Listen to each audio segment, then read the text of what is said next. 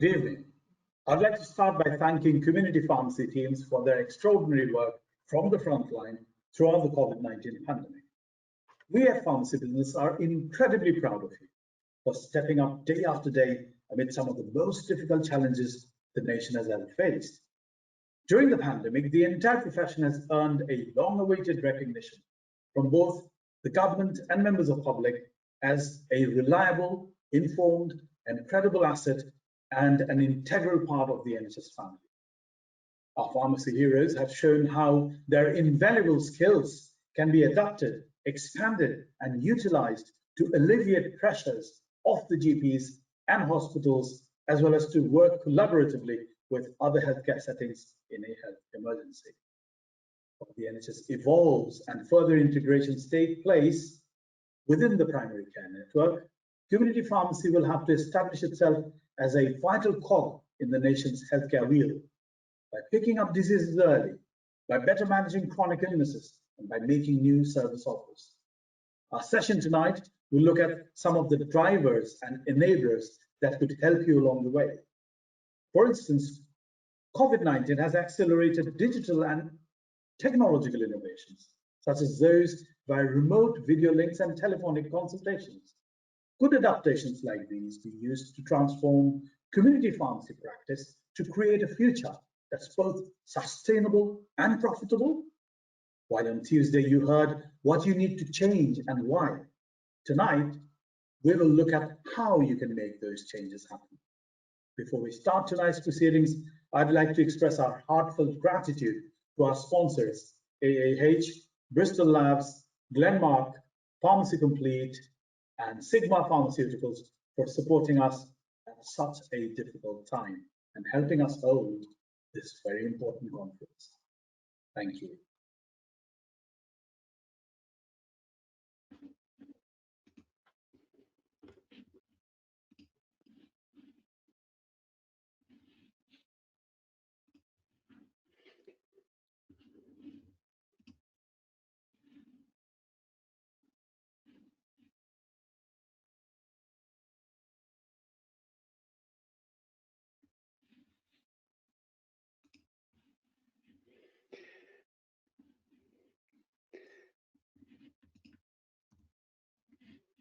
Thank you, Preet, for that welcome, and thank you all for attending this, the second of our conference events.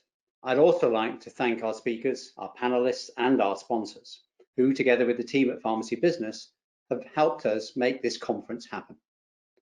If you're on Twitter, please be active during the conference and use the hashtag PBConf20 shown at the bottom of your screen.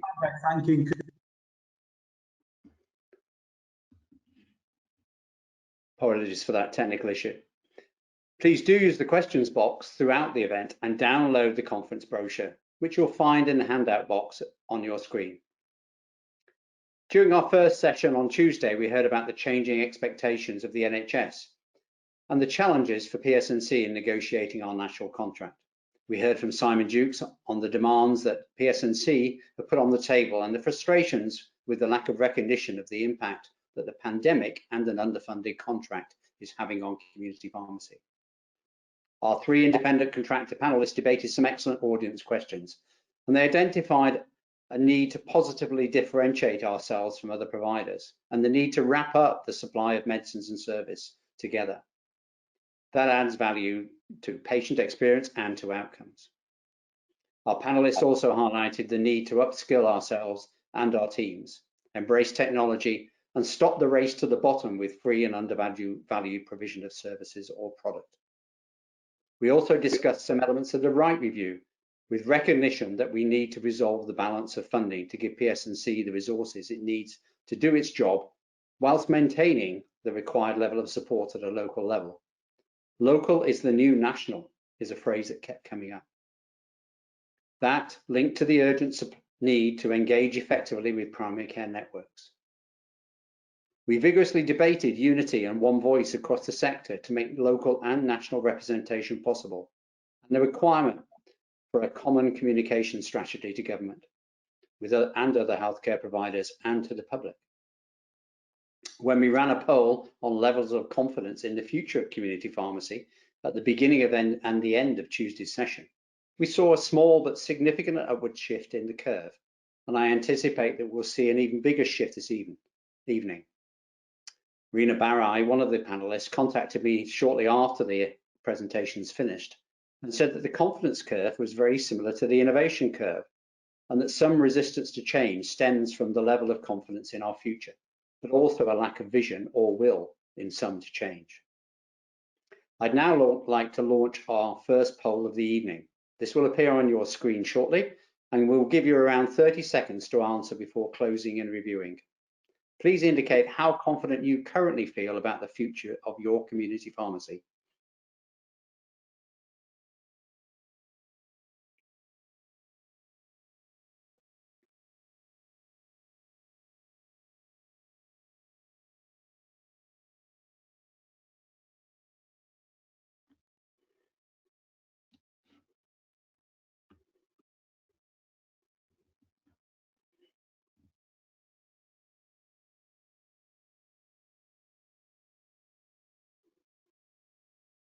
Okay, can we close the poll now and then display the outcomes? Okay, really interesting, and a higher level of confidence, I would say, from that which we had on Tuesday. We'll capture that and we'll compare that to the same poll question at the end of the evening. Thank you for that.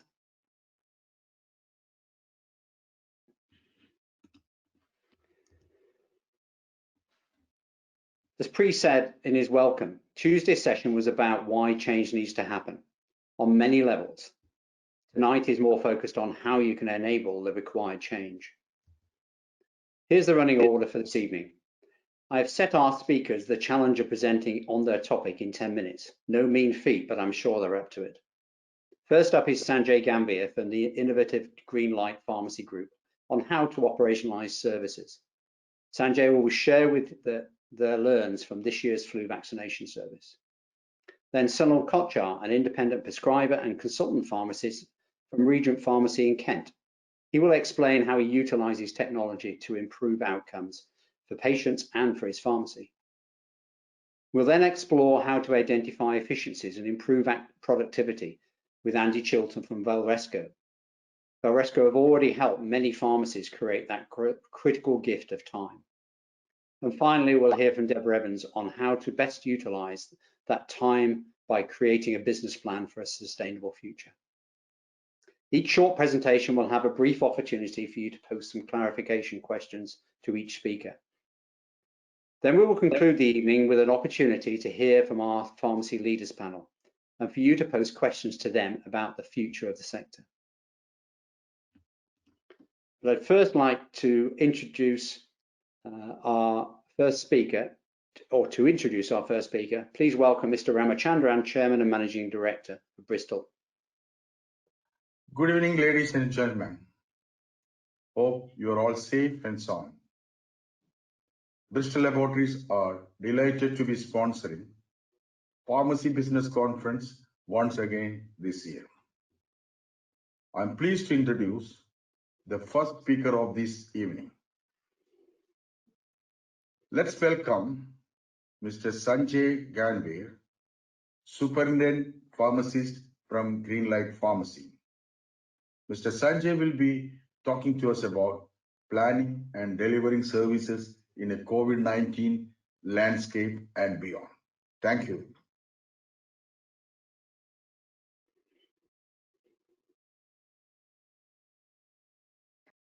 So thank you, everyone.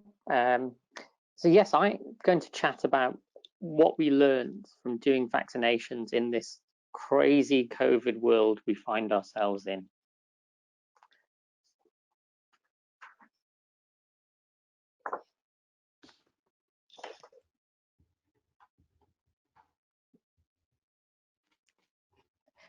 So how on earth did pharmacy even pull this off? How did the community pharmacy sector safely vaccinate millions during COVID? Because, and let's congratulate ourselves here, community pharmacy really did pull this off. The planning involved in delivering a flu service during COVID was crazy. And planning this in the middle of the biggest health crisis in a century was crazy. And having only just figured out how to dispense and see OTC patients safely, we were then asked by the NHS to figure out how to safely vaccinate in consulting rooms during COVID. And that seemed, at least to me, mind-blowingly complicated. But what community pharmacy does so well, and I maintain we do this better than any other part of the NHS, is problem solve on our feet in real time.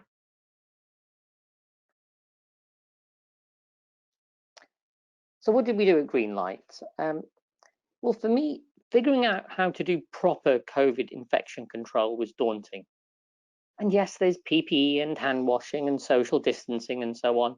But for me, the penny dropped when I realized infection control in a COVID world fundamentally meant managing and controlling how patients moved around the pharmacy and how we interacted with the patients. And even when patients could enter the pharmacy. And this is weird because it's so different from how community pharmacy normally interacts with patients. I mean, we pride ourselves on being the most accessible part of the NHS. And we had to minimize the time the patient is in the pharmacy. I mean, how weird is this? Actually actively minimizing the time our customers are in the pharmacy. But it turned out this wasn't as crazy as it felt like at first, because we just interacted with the patients in a different way. We just did it digitally. We still interacted with the patients. It just meant we weren't doing it all in the pharmacy. And it turned out this was way, way more efficient. The risk assessment forms, which was once completed face-to-face with the patient, we just did them online. We created a simple Google document, which included the COVID risk assessment and the flu risk assessment. We sent a link to the patient for them to complete in advance of them coming into the pharmacy. And the really cool bit of that was it meant the patient did the work. And wow, it saved a mountain of time. I can't believe we hadn't actually thought of doing this before. And we got a load of data in a lovely spreadsheet, which made the claims easier. And it gave us massively rich data about the people who were using our service. And some pharmacy IT systems, such as Pharma Outcomes, did provide a similar tool, and it's really good. But they weren't available when I was planning. And anyway, I like the fact that Google Forms allowed me to tailor the questions to exactly what I wanted. And this way of doing things was a massive revelation to me. So this year, we recruited a massive number of patients digitally.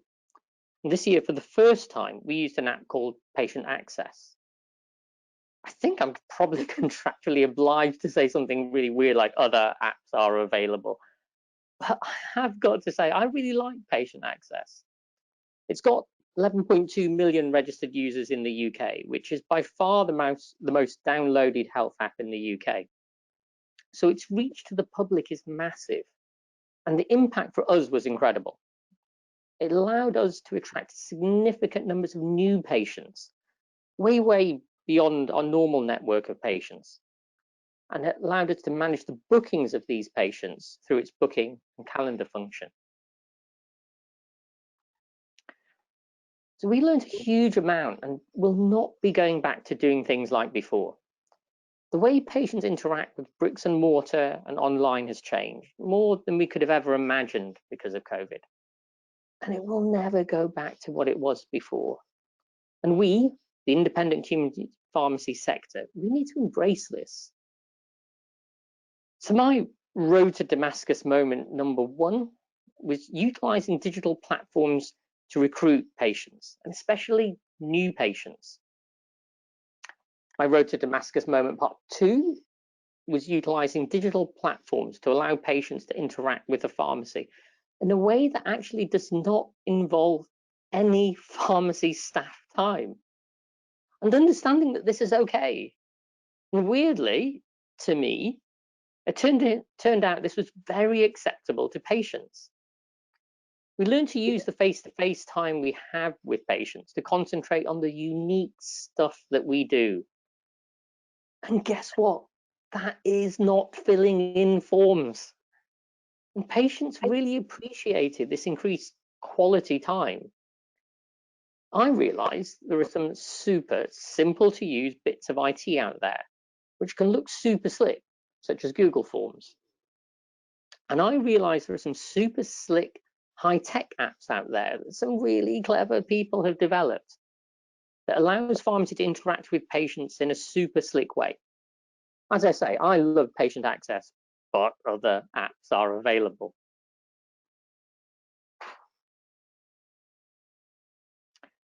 So for me, there's no going back.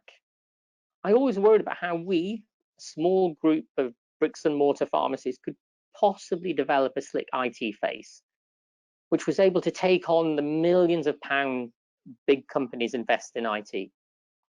But now I see a path that shows how bricks and mortar can take on and beat the internet pharmacies and the PLCs by entering the virtual space and mixing it up with our real world space. And a service-led model utilizing very available IT is very much where the independent pharmacy sector can thrive. And as crazy as it sounds, this crazy COVID world we're in is what made me realize that.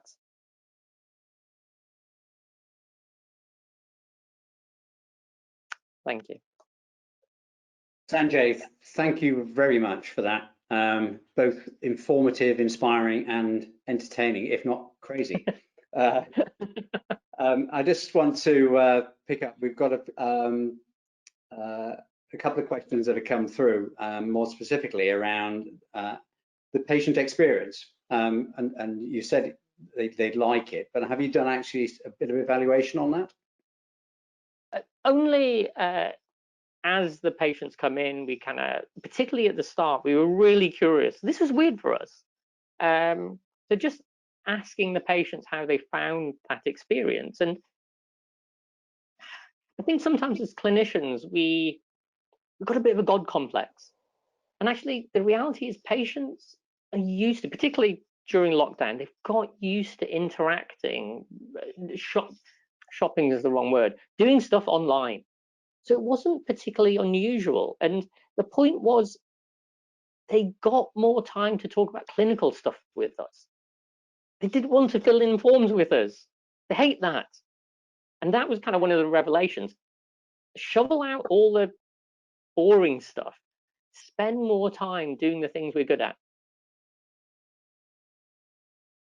Great. And one more question that's come in was about how you feel. Perhaps it's a bit early to do the science, but from an art point of view, how do you think that impacted on the numbers that you were able to engage with and therefore deliver vaccinations to?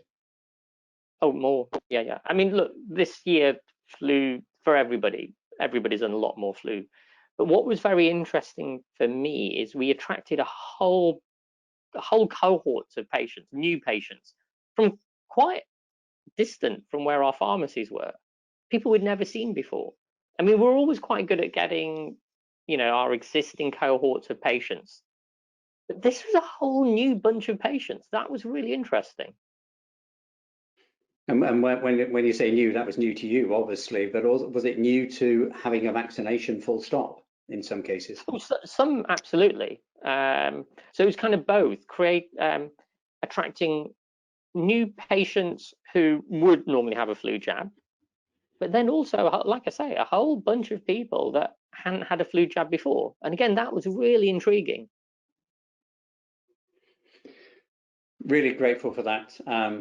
Got Jignesh has just posted a comment, yeah, that he did exactly the same and had the same outcome. So it just shows you're not a one-off in that respect. Well, you are really, but not on that.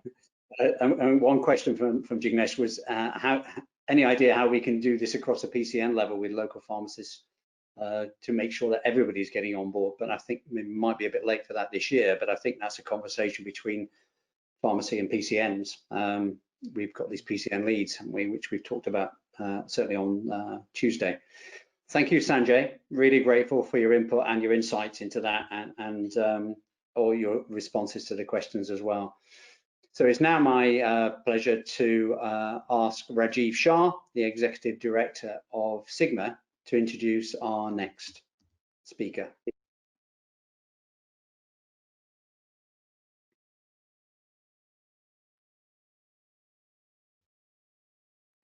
Hi everyone, hope you're well and keeping safe during these strange times. Thank you to the AMG family for putting on another conference, albeit in a different format this year. We're very proud at Sigma to be sponsoring the conference once again. So on to our next speaker, and I'm very happy to introduce Sunil Kochhar, owner and consultant pharmacist at Regent Pharmacy in Kent. And Sunil will be talking to you today about how to utilize and leverage technology to improve outcomes for your patients and your pharmacy. Over to you, Sunil.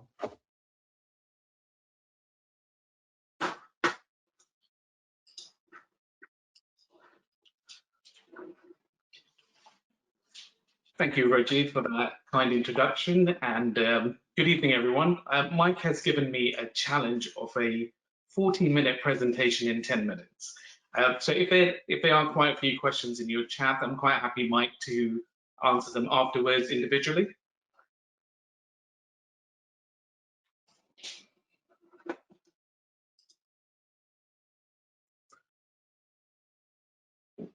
I have clicked, but it's not moving. Is it moving on your end? There we go. So my aim today is really to showcase how I've embedded virtual consultations into my practice. Now, remote consultations isn't new for community pharmacy. On a daily basis, we speak to people and give advice on the telephone. However, this is just taking it a step further. It's creating a commercial work stream for us. Now, we all live in an online community now. Social media platforms are on every device. And as you can see with this webinar, we're now in the Zoom age. So for community pharmacy, there's no escaping from this. I've embraced it in my pharmacy and put it in practice. What I'm encouraging is everyone to embrace this and grow your pharmacy.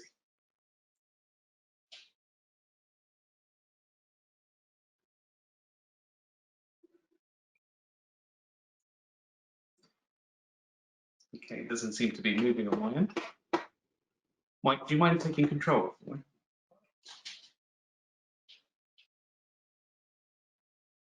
So apologies for that. For some reason, the slide's not turning. But Mike, when I say next slide, if you can do that for me, that'd be great. So my journey really began pre-COVID. I did some training on remote consultations. And the aim for me in my practice was to embed this in 2021. However, we got into lockdown, COVID came in, and I had to start it straight away. The first journey I had was, as at that time in lockdown, the first lockdown, I was acting chair of Kent LPC. And together with the CEO, Shubhra Shah, we spoke about smoking cessation and our PGD services stopped. And we wanted to create this kind of help for the community, but using an IP network to do a PSD service to be able to prescribe virtually and then send the PSD to community pharmacy to do the supply. We turned this around in 10 days from concept to actual delivery.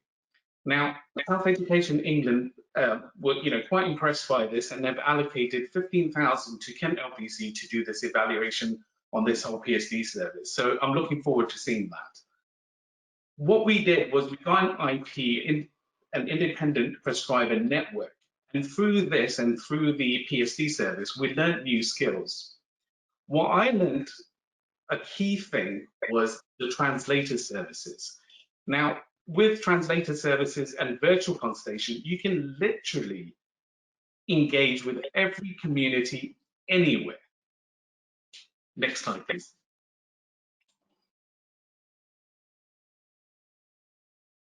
So virtual consultations, like I said, you need to learn new skills. So there are a lot of pharma companies that have produced training material. I would advise all of you to do a training material and get skilled up. virtual consultations isn't something that you can just do while you're practicing in community pharmacy. You have to allocate time for this. And it's a good way to organize a virtual waiting room. So the softwares like Livy that allow you to have a virtual waiting room for virtual consultations. However, through our IP network, one of the prescribing pharmacists, Attica, introduced me to a software called Jelly Software. And that has virtual consultations embedded, but it allows me to capture data and to also do patient safety netting. The key thing with virtual consultations that I've learned over time is to make efficiencies. And the best way to do this is to create pre-consultation forms and to get virtual consents and signatures before your consultation. This just shortens your time and makes it, productive to just carry out the whole consultation. And you give more time to the person that you're talking to. Now, last week I had to do remote consultations at home, and I had internet anxiety because my internet is really bad at home. So you need to make sure you have backup measures, whether that's 4G, going back to telephone, or using FaceTime or something like that. But bear that in mind. It's not just your connection, it's also the other person on the other end that needs to be in the right internet connection. We've now embraced virtual consultations as part of our practice. So when we get people phoning in for emergency contraception or inquiring about Viagra over the counter, we do a virtual consultation, give them the pre-consultation form. So all they do when they walk in is collect the supply. Next slide, please. So like I said, we do this for over-the-counter products. So virtual consultations is not just for pharmacists. We have to get our team behind this. Using virtual consultation to do product explanations, what services you do, and if you have your team, trained up on behavioral support and be able to manage patients, this is a good way to clear up some of your workload. And for example, the EHC consultations and the Viagra consultations are mainly done by my pharmacy team. Now, with virtual consultations, the best way to learn is to learn from other industries. I have a friend who's a skin consultant, and what she does is a virtual consultation. The system she has set up is she will send a text to someone's WhatsApp. They click on it, pay by Apple Pay, and the next day they have their skincare delivery. We need to really, really fast forward and change our behaviors and how we work in pharmacy. Next slide, please. So, like I said, one of the independent prescribers in our PSD group introduced me to Jelly Software. It is crucial to have the right software, because just like your EPOS system, how crucial that is for retail growth, you need something to help you with your virtual consultation and to learn from it, to capture data. But the key thing is patient safety. It allows you to keep records, do your safety netting, be able virtually to refer to the GP, to be able to signpost virtually. What I've started now, and it's been a few weeks, is to network with other healthcare professionals, and we have a push system. What that is I'm working with a nutritionist and an osteopath now. So when they have patients and they need pharmacy care, they ping them over and push them into my Jelly Software system, so I can take over as a pharmacist and an independent prescriber because their practitioner believes they need pharmacy care. Next slide, please. So as an independent prescriber, virtual consultations have just transformed me. Having a prescribing platform, knowing that I'm doing my safety netting, doing my patient care, at the same time able to do remote consultations, remote prescribing, it's just been phenomenal. But it's just grown me. With regards to taking it a step further, we're sending out kits, blood test kits, to patients. They do their own pathology, the report comes to me, I give them the advice, and you can build your services from this. So we've had people who've needed B12 injections and vitamin D, and we've pushed this further. So during lockdown and COVID, I decided to form a community pharmacist prescriber academy, because I believe we haven't been found our place yet. And through this academy, we're going to just work through some case studies and push out and showcase that community pharmacist prescribers a new generation of synergistic patient care.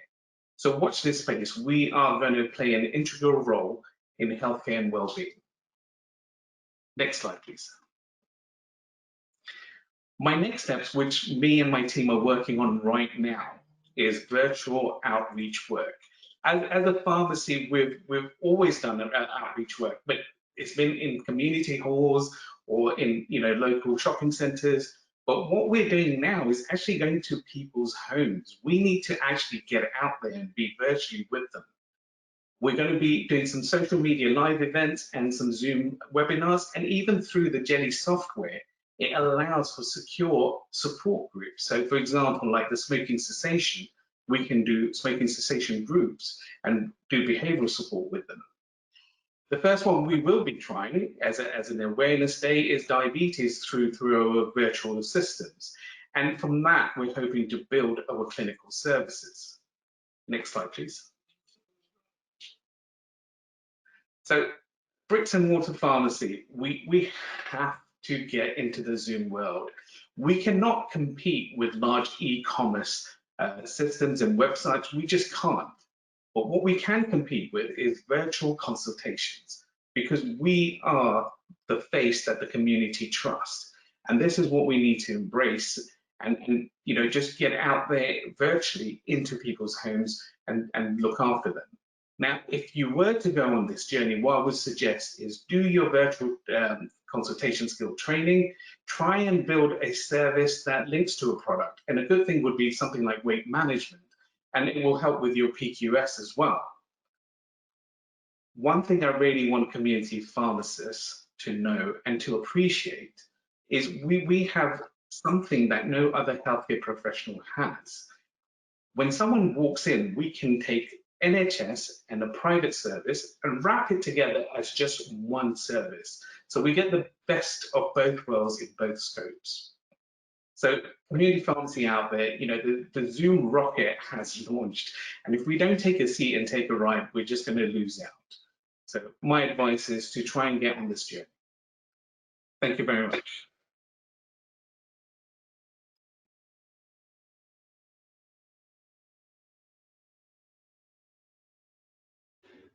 Thank you, Sunil. Inspiring, innovative, always pushing the boundaries and responding to change in such a positive way, and then articulating it so well. You're amazing. A few questions for you quickly. Firstly, some very positive strokes for you coming through on the question or comments as well. So thank you. One specific question around the remote consultation is, does it concern you that some of these consultations may be recorded? Does it concern me? No, if it's not me doing it, it's down to the patient. It's their, at the end, it's their health and their history. So with regards to GDPR and using platforms like Jelly and Livy, avoid those. I can't stop someone filming it on their phone and posting it, but that would be from the patient's perspective rather than my perspective, because we're using platforms that are secure. Okay, thank you for that. And one other question in terms of feedback from patients around their acceptability of remote, because there's been a lot of concerns both across primary care, actually, isn't there, about whether patients find that connectivity sufficient. And as you rightly point out, we've used telephones for a long time, and increasingly so with things like New Medicine Service and even the community pharmacist consultation service. We're doing a lot of that over the phone because of the pandemic. But feedback from patients? The feedback from patients is they didn't realize community pharmacy could do this. They knew that GPs could do it, but they didn't realize community pharmacy could do it. And the feedback's been great. We have a system when we have seen someone in a virtual consultation, it pings them to do a review. And I've got a collection of reviews that say how amazing it is to be able to speak to the pharmacist virtually. Okay, I haven't got any more specific questions for you there. So, but one thing is that I think you're going to get a lot of people asking you about PSD because a lot of interest there. So I don't know if you're happy to have your details back up again, or I mean, you're well known, you're on LinkedIn, aren't you? And people can get hold of you through as Dear Pharmacist very often, don't they? Yeah, so I'm quite happy for people. LinkedIn is probably the best social media platform to get me on. I'm a PSNC Southeast rep, so you can get my details from the PSNC website. With regards to Kent LPC, I'm no longer a committee member because I've committed myself to other clinics and building the practice and doing things there. Time is deficient, but with Shilpa Shire, Kent LPC, they'll be doing the evaluation. And certainly as soon as it's launched, I'll be sharing it everywhere. Great, brilliant. Thank you again, Sunil. Really grateful. And thank you everyone for joining in this evening. So it's now my pleasure to ask Martin Imms, the country manager at Glenmark, to introduce our next speaker. Hello everybody, my name is Martin, the UK country manager for Glenmark Pharmaceuticals. Once again, Glenmark are really proud to be sponsoring the event this year. It's just a real shame that we can't be together face to face. Now, our next session, we'll be hearing from Andy Chilton, the director of Valresco Group. Andy will be talking about how to identify potential efficiencies and capacity to create additional revenue. Over to you, Andy.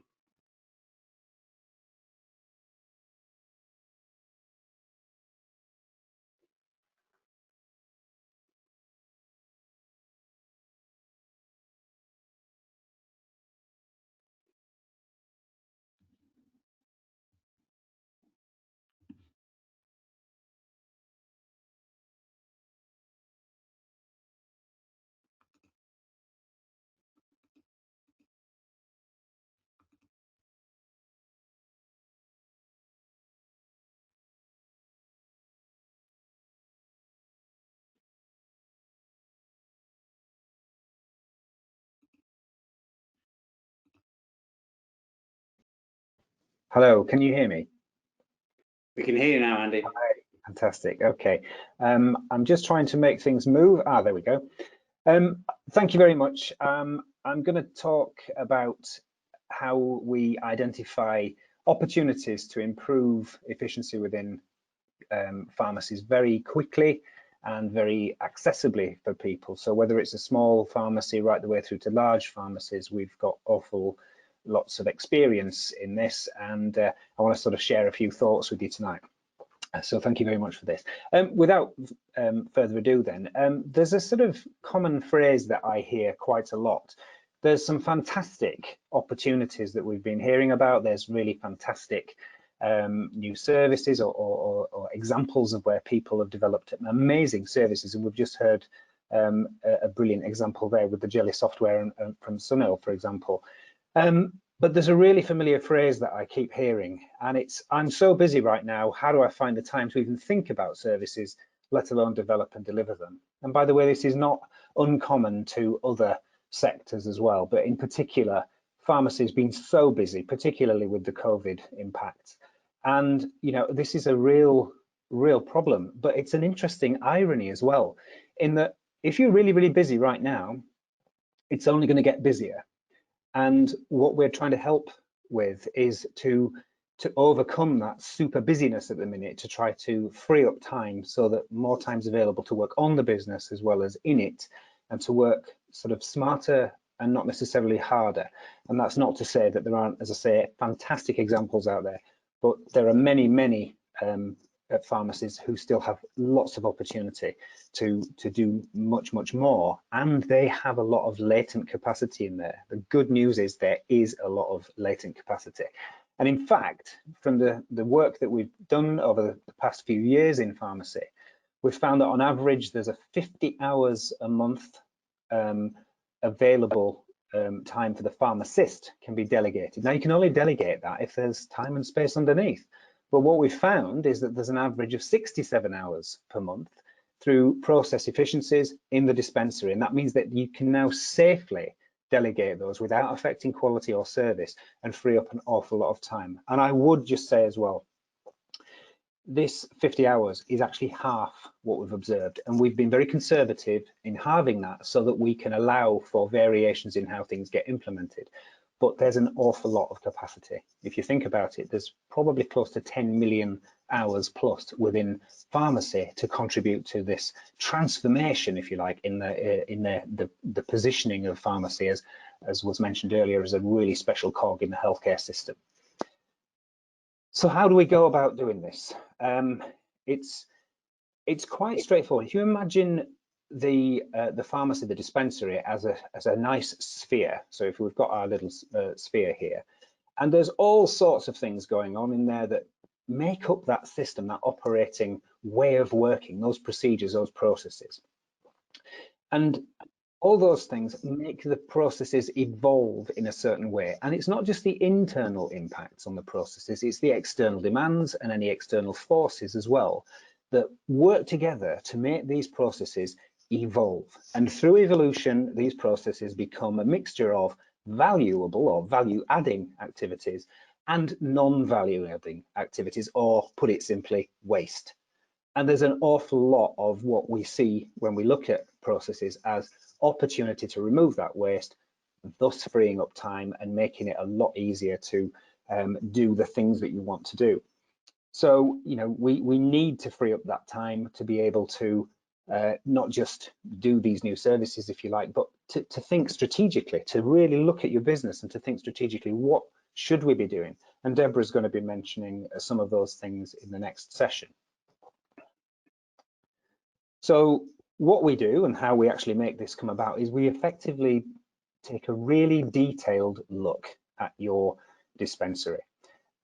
We are unobtrusive, we don't disturb. So whilst we're on the edge of this little sphere here, we're looking in, we're listening, we're watching, we're feeling everything that's going on around this system so that we can spot opportunities, and not just spot them, but time things and quantify and prioritize how to go about those opportunities.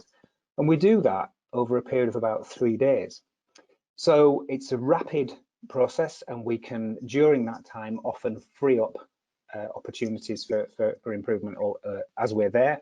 We do a quick introductory half-day visit to make sure people are nice and comfortable and they understand why we're there. It's not just a panic time seeing somebody in the corner with a device monitoring everything that's going on. We disappear. After the people have gotten a bit comfortable, we disappear, but we come into the dispensary and we carry out a series of process-related studies.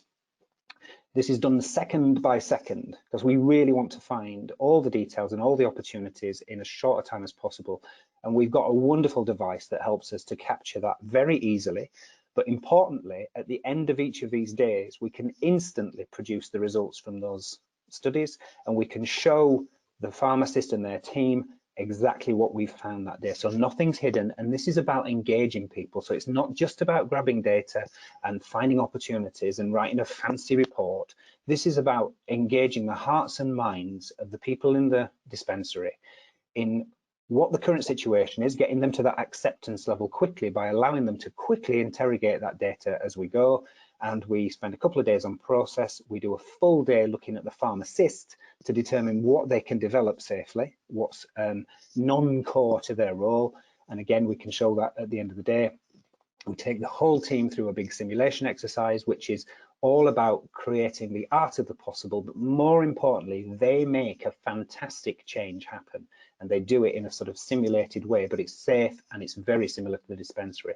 So when they've been through that, the engagement and motivation is massive, and we then present and discuss what the opportunities are, and away we go. We're into implementation phase. So just a quick recap. We used to do it traditionally involving all sorts of manual capture on bits of paper and stopwatch pen and everything. And that used to take us a lot of time to do and was obviously therefore more expensive and inaccessible to smaller organizations. But what we've done now is we've eradicated all of the manual non-value added work that we were doing. So in effect, we've made ourselves lean, just as we're talking about helping pharmacists to become lean at how they work. And we are not qualified to help you unless we're doing that to ourselves. So we've done that to ourselves, so it's easier to find better opportunities and more of them, and we can do that in half the time and therefore half the cost, which makes it much more accessible. So moving on from there, a couple of quick examples of how this might work. So here's before. Our pharmacist has 40% of time which is delegable. we made a few changes to the layout and process and things to create time in the dispensary, which allowed them to delegate 31% of that blue, and they filled 19% more of it with the green. So the green got more. The green is core work that a pharmacist should be doing, services, clinical stuff. But in this case, they actually had spare time, which allowed them to work on the business, not just in it, thinking about how they were going to transform and what new services they were going to start to develop next. So that was really powerful. And then lastly, a quick example, moving forward again, let me see. Yeah, so speeding up walking in dispensing, we made a few changes just to the policy of how walk-ins are handled and moved the average time to move the walk-in through from 7 minutes on average to about 3 minutes. And this is not so much about saving money and in this particular case or capacity, but you don't want your walk-ins to come in and disappear, for example. So telling them come back later, assuming we go back to the walk-in thing. But this is about keeping them there so that you can have that conversation with them. You can develop that relationship, that loyalty. You can maybe provide a service whilst they're there. You can maybe sell them something from the retail area or as part of their treatment. And it's about creating space and time rather than having to scramble to get things through and indeed dissatisfy the patient, the customer. So in short, this is about a really detailed but rapid study of your operation in every aspect so that we can find many opportunities but prioritize them and then implement those so that you free up time quickly, which can then be used for more clinical service and the transformation itself. That's about me done, I think, Mike. And thank you very much. Thank you very much, Andy, for that very quick whip through the opportunities of however efficient we are and we strive to be. It's a time when we can find some of that latent time and then put it into use, which is the key element.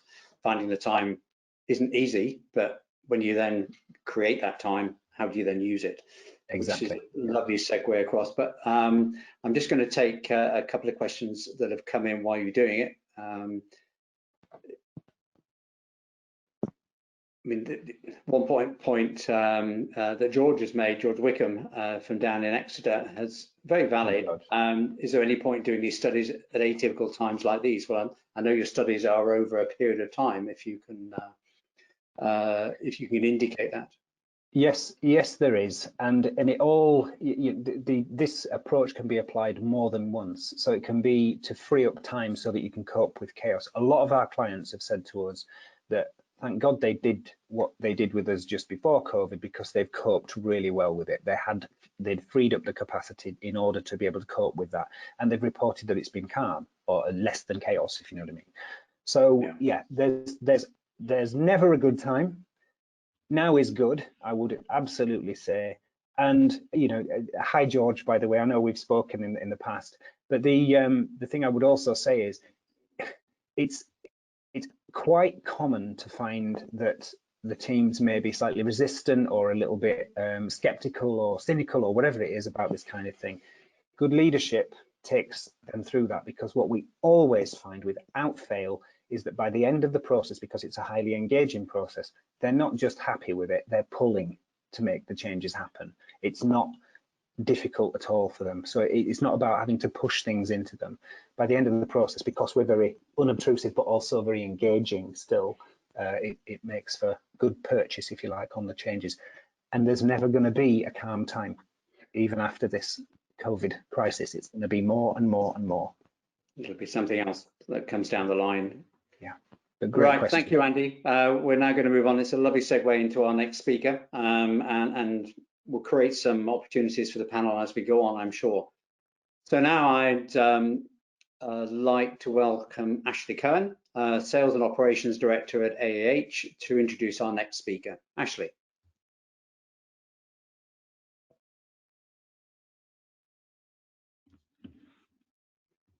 Sorry, Ashley, you appear to be muted.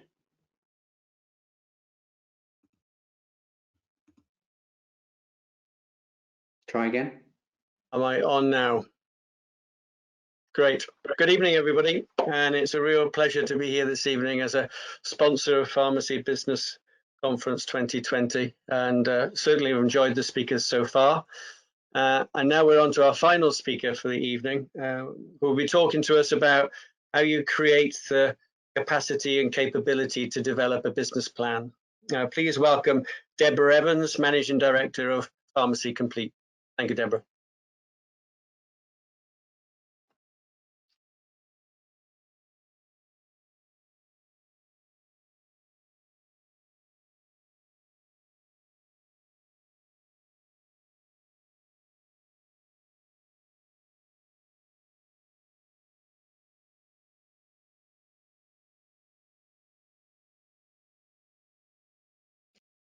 Thank you, Ashley. Now, just looking to see if I can move my slide on. Lovely, great, thank you.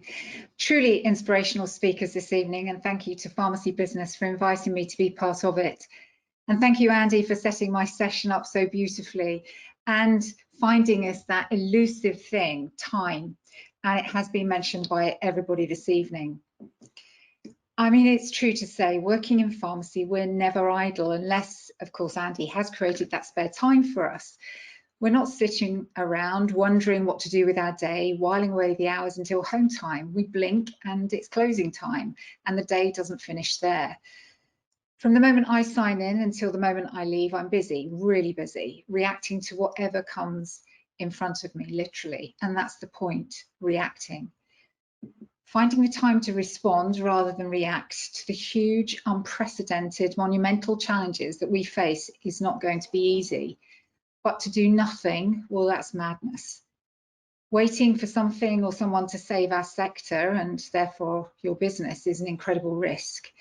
Hoping for a positive outcome from the contract negotiations is not enough and potentially wishful thinking. I believe we all want more control over what happens to our businesses.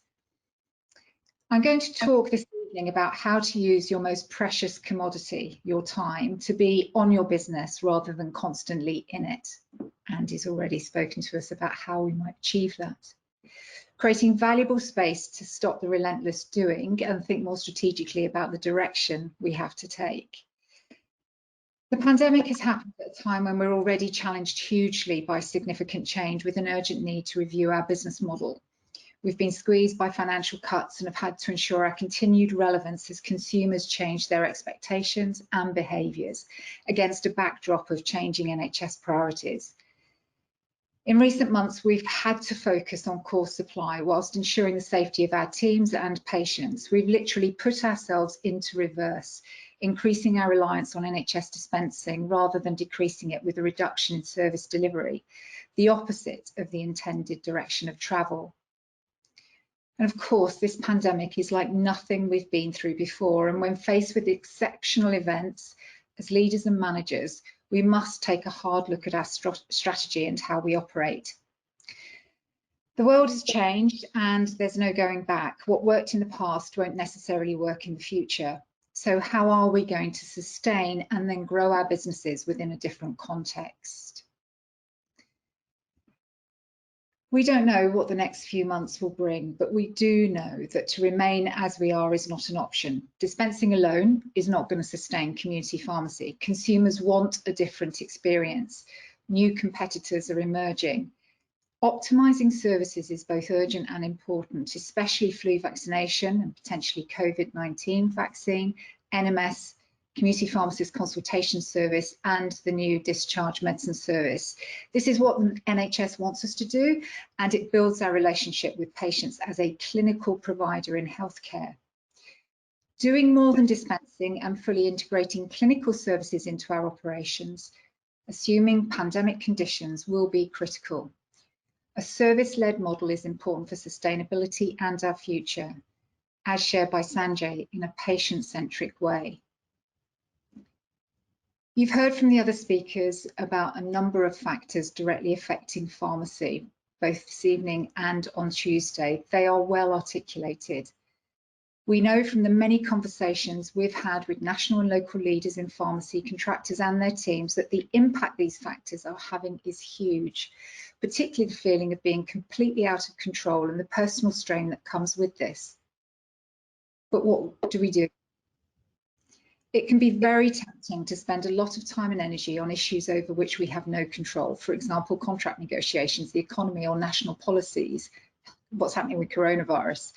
These sap our energy and can demoralize us into thinking we can't do anything. Far from empowering, far more empowering is focusing on those issues that are in our direct control or those issues over which we have significant influence over. In other words, when looking at a problem that you have, make sure it's something that you have the power to resolve. The key when making a decision to focus on fixing something is to challenge yourself with the questions. What can I directly control? What can I influence? And what can I leave and let others fight the battle over? What do I need to accept and adapt to? One of the ways to focus on the work that you can control is to review your business strategically and develop a business plan. This isn't what we normally do. Whilst many of us own and run businesses, we've not necessarily gone through formal business training. Having the discipline and capacity to properly review the business objectively is the only real way we can make the right decisions. We believe there are seven key steps to making the changes pharmacy needs to make a reset. First of all, decide to change. This can be the biggest barrier. What is your imperative for change? What are your reasons? How can you be proactive? Look at your business objectively, using data to give you information on what's working and what is not. Go through a strategic planning process with evidence-based steps to evaluate what is critical for success, define your priorities and the key actions for change. And importantly, build your personal resilience. You will need tenacity, strength and energy, as well as leadership skills. So invest in yourself. If you don't look after yourself, you cannot look after anybody else. Number 5, execute your business plan. Make sure the things you've highlighted as critical do happen. This is essentially where success or failure takes place. Make sure that you look after have the right people in your team with the right skills and attitude, and engage with key stakeholders to build success. You don't operate in a vacuum. Engagement with other local leaders, your community, the NHS, primary care network, LPC, GPs are all essential for growth and viability. Going into this process is essential to recognise the need to change and to be absolutely committed to putting your passion, energy and time into the changes that will be required. It's not going to be easy and you will need to be determined and tenacious. And business planning can be daunting, but it can be really helpful to think about it as a simple 4-step process. Where are you now? The reality. Where do you want to be? Your aims and goals. How are you going to get there? What are the options? And then doing it, preparing for action and making it happen. The first step is to ask yourself some searching questions to truly understand where you are now. Your intuition will take you so far, but is no substitute for the hard facts. Go through a rigorous situational analysis that includes collating data on your current performance, information about your community, the markets in which you operate, and your competitors. You want to be able to articulate what is underpinning your business performance and profitability. Be able to describe your core customers as if you were in front of the dragons in the dragon's den. You need to be able to answer, for example, who are your customers? Who are the consumers of your services? Which customers are more profitable to your business? Which are most important? What makes you attractive to your customers? What makes them come back to you? And what do they say about your pharmacy and what you offer? To be able to answer these questions and questions like these, you'll need to understand a range of metrics, such as what percentage of your turnover comes from prescription supply and what is the trend? How have you performed against the market growth? What is your turnover from NHS services, private services, over-the-counter sales? What is your current profitability? How has this changed over time and what does it need to be?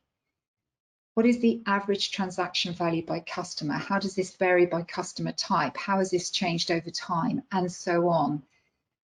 And right now, it's really important to see how this was trending pre-COVID-19 and during the pandemic. But this sounds like an enormous amount of work, so it's got to be important. So why is it? Well, firstly, our recent performance provides an indication of how things will continue if we don't change. If you have a negative short-term growth or performance, then if you don't change anything, then you're in decline. Secondly, we can use this data to make decisions objectively and not base what we decide to do on what we think is right. Seeing in black and white declining average customer transaction value focuses the mind on what we need to do to increase it. A decreasing profitability from an almost entirely NHS business will eventually make you unviable. Remember, though, this is about what we can control, and hoping that the NHS is going to ping some more money our way is not a business strategy. Instead, find ways to reduce your reliance on NHS funding, as we've heard our speakers talk about this evening. And even if you're familiar with a SWOT analysis, and it's been around for decades, it is an important exercise to go through on an annual basis. Ideally, working with your team, it's important to understand your strengths and weaknesses as a business and then define what you see as the opportunities and threats. And this picture can move really quickly. As we know, a year ago, we didn't have COVID-19. And so an opportunity presented by the pandemic, for example, is diagnostic testing. An external threat might be the current view held by the regulator around testing within a pharmacy environment. What we want to do is leverage the opportunities using our strengths whilst neutralising any threats and the impact of our weaknesses. So turning all of your data into information allows you to define some key findings, those key statements about your business. The next step in the business planning process is to be clear about where you're going. To do this, you must be able to clearly define your purpose. What business are you in? Why are you doing what you're doing? How does it serve your community? Could you define your purpose in a sentence right now without thinking? If not, then this is really worth some time to define so that you can. So start with these questions. What do you love doing? What are you great at? What does your community, customers and health system need? And will you be paid for it? Finally, you must be clear about your key strategic goals. These are the big goals you must achieve in order to deliver against your purpose. Think ahead 3 years. Where will you be? What have you achieved? Having understood where you are now and where you want to get to, the next step is define how. We suggest you define 5 to 6 critical success factors, those things that you must do to achieve your business goals. These build on your key findings and ensure you deliver against your ambitions. In other words, if you don't deliver your critical success factors, you fail. And just a couple of examples which link into some of the things we've heard this evening. You might have a critical success factor, for example, which says we must review and improve our operational processes so that we can operate safely and more efficiently to release capacity and reduce waste in resources. Or you might say we must ensure we're using digital developments and technology to deliver a better service and experience for customers, and so on. But where to focus for growth? One way of doing this is to use an ANSOF matrix. The matrix allows you to understand where you can grow by examining your current and potential product or service offerings against your current customer base or new markets. The output is a series of suggested growth strategies which set the direction for your business strategy.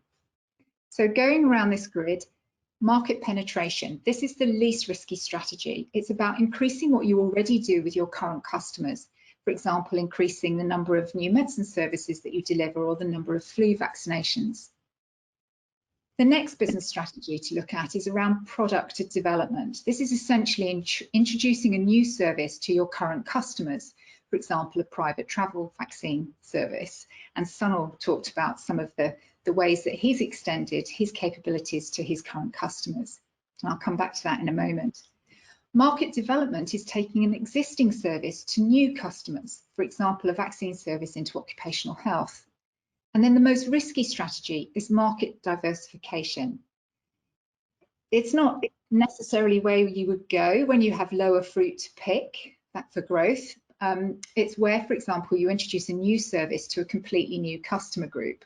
And for example, and this is before Sunil put his presentation up, online video consultations to the public whom you don't currently engage with. But of course, in Sunil's case, he's already developing the capability around video consultations. So for him, that's a market development strategy. So after all this great work defining strategy and direction, it's important to have a clear action plan.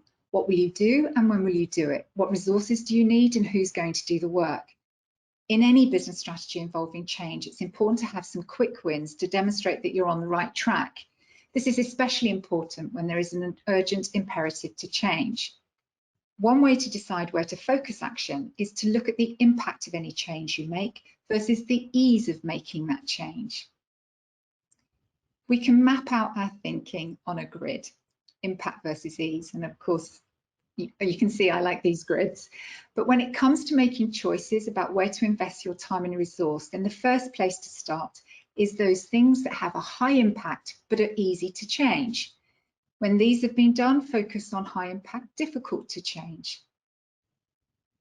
And then when these are done, focus on the high impact, difficult to change. I think I got that wrong, but you get the gist. Low impact, easy to change, and then high impact, difficult to change. And don't bother with the low impact, difficult to change. They're just not going to be worth your effort for the reward that they will give you. So an example of this within our own pharmacy would be high impact, easy to change. Look at your telephone protocol and answering system. Lower impact, easy to change, perhaps moving the bags to ensure quicker packing. I know that sounds, like a little silly thing, but it made a big difference to us. High impact, more difficult to change, might be training to additional technicians to be ACTs. Oh, this has been a rapid review of an outline business planning process, and I'm hoping that there's something in here that's helped and has motivated you to find the time to be on your business rather than constantly in it.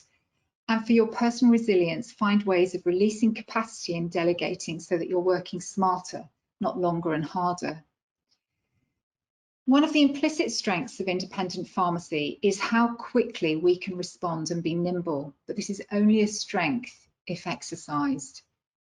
And we cannot wait. We must act now to save our businesses and the independent pharmacy sector. And we have to do this without relying on others. No one else is going to do this for us. And the most important ingredient for this change, leadership. In every independent pharmacy in this country is the leader who will make this happen. To stand still is not an option. The time to do this is now. Thank you.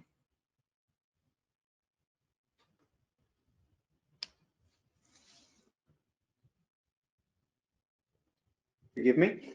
Thank you, Deborah, for that, as you say, whistle-top tour through a beginning to end of strategic business planning. We all know there's a lot of work that has to go into that, but thank you for the work you've put into that.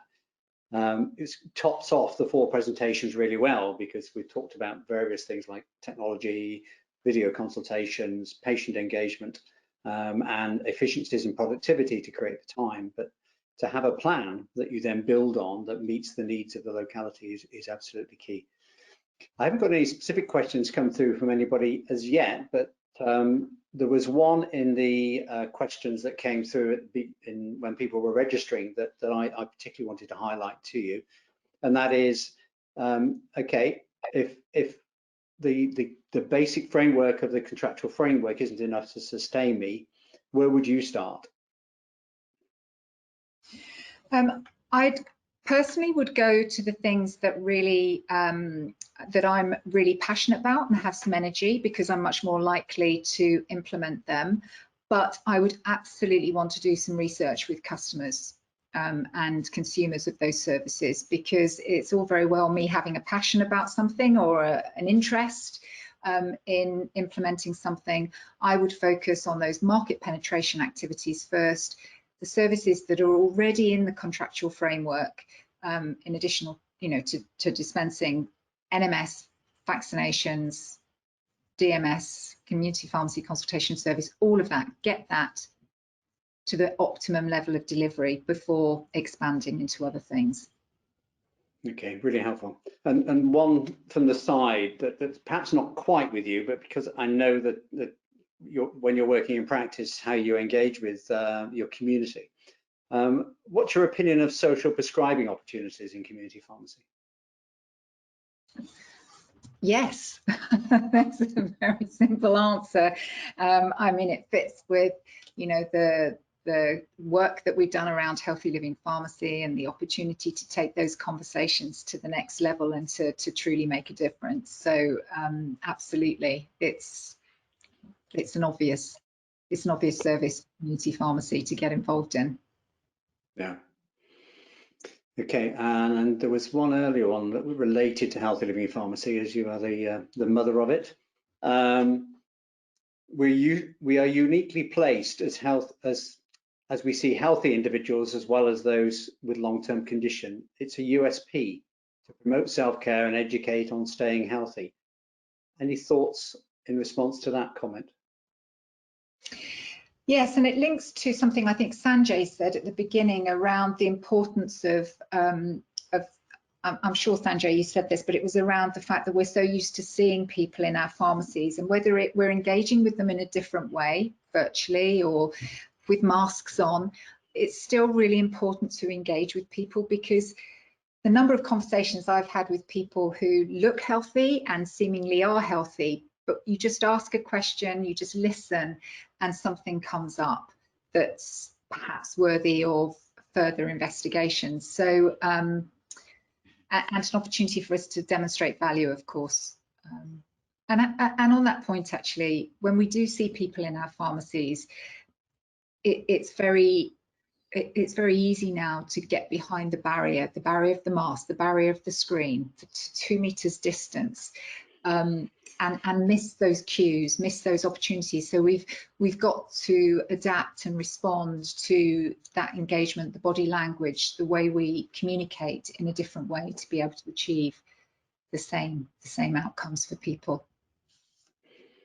Thank you for that. That's absolutely right, and we have to find different ways of doing that. One final question for you that just popped up from an old friend, Chris Martin. If you had a magic wand, what would you wish for our profession?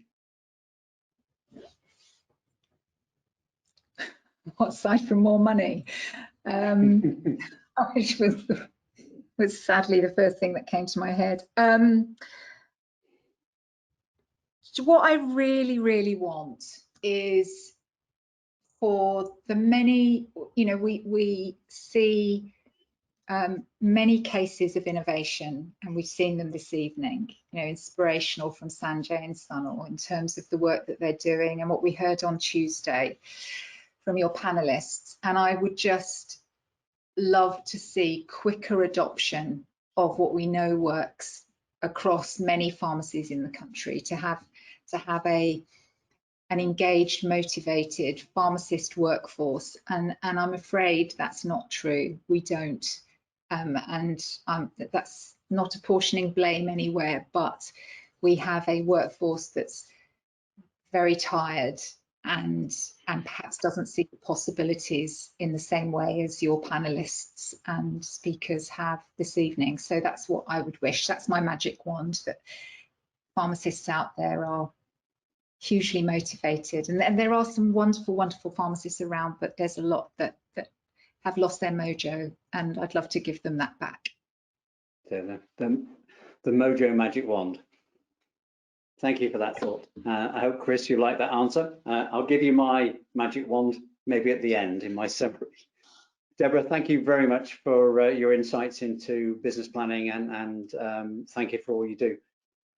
It's now my privilege to introduce our pharmacy leaders panel. Now it's me that can't get the slides to move on. So first of all, I'd like to welcome Simon Jukes, the Chief Executive of the Pharmaceutical Services Negotiating Committee. Simon, welcome back again, and thank you again for covering both nights in a very busy week for you. Mark Leonette, the Chief Executive of the MPA. Welcome, Mark, and thank you again for joining us.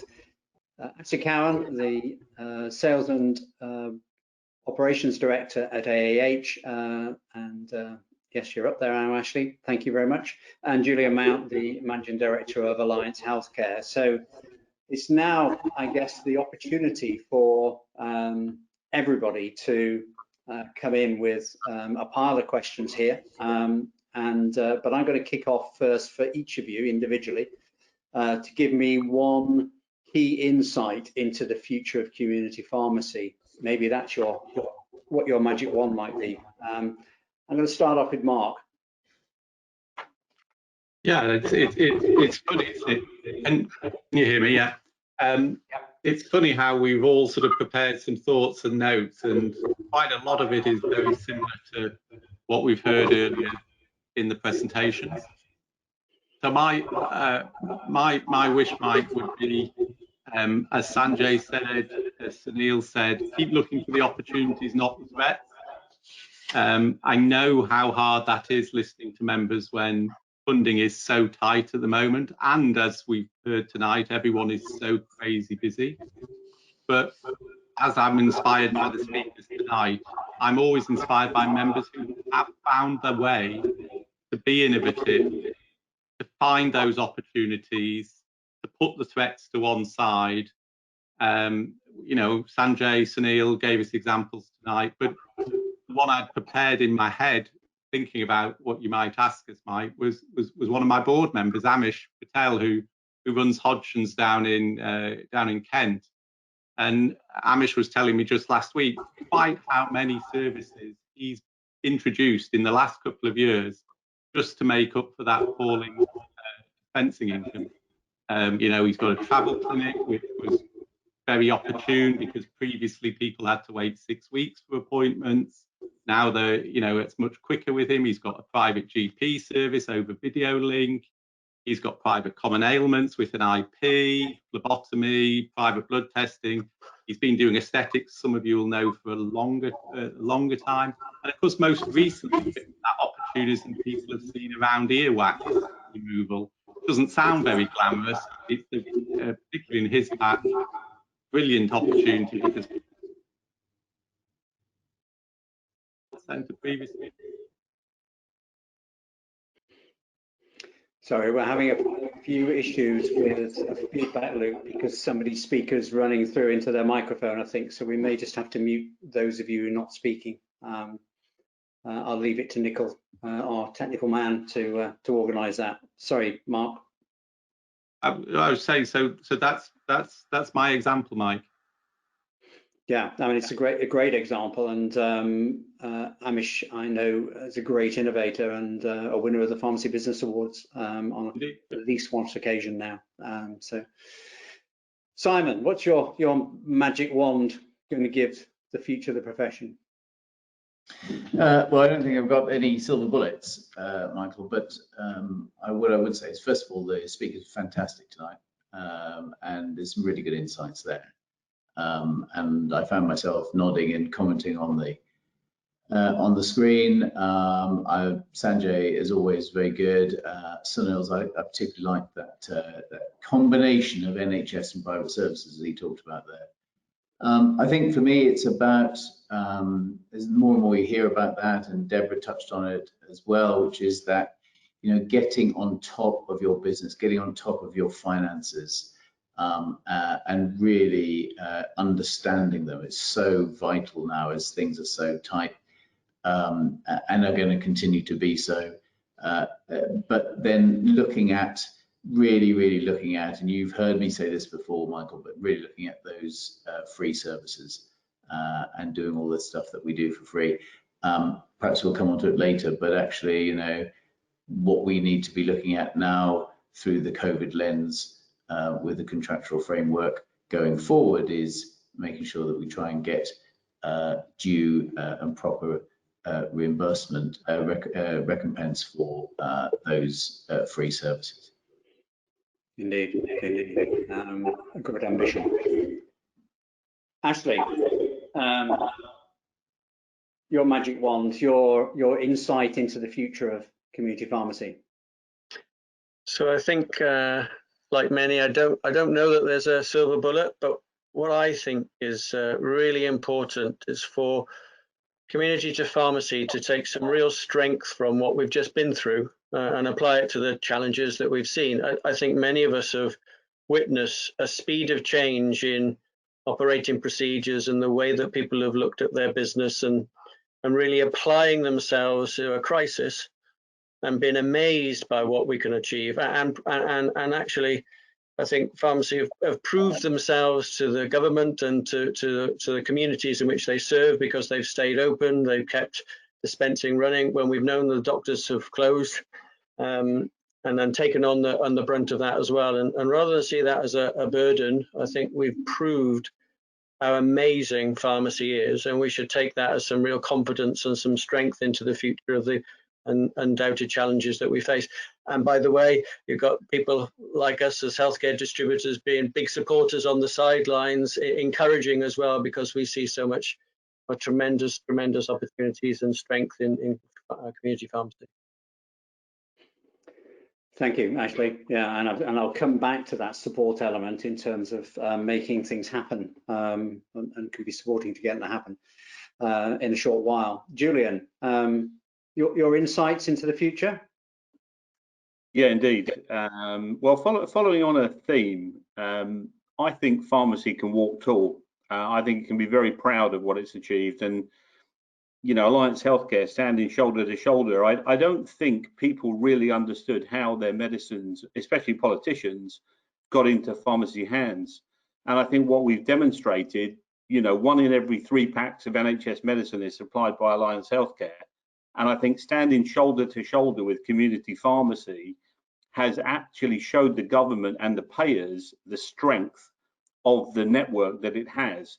So I think pharmacy can really walk tall and walk proud. And I think actually, if there was one thing that I would say is, it's actually to grasp the nettle now, seize the opportunity, because the time is right. When you look at the innovation, not only the innovation that's being driven by pharmacists, but you think of the technology that's available in terms of the efficiencies that it can drive, the time saving, the additional platforms that can be used in terms of patient interaction.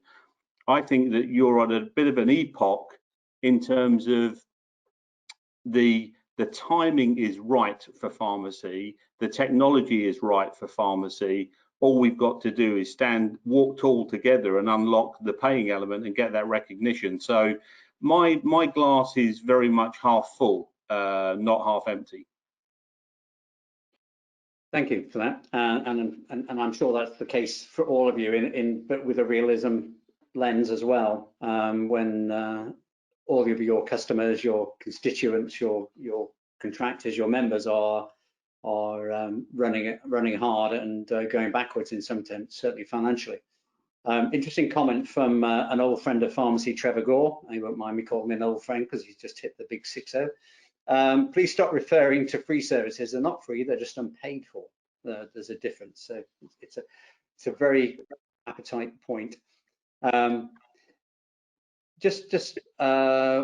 come back to another question in a minute, but one's just popped in.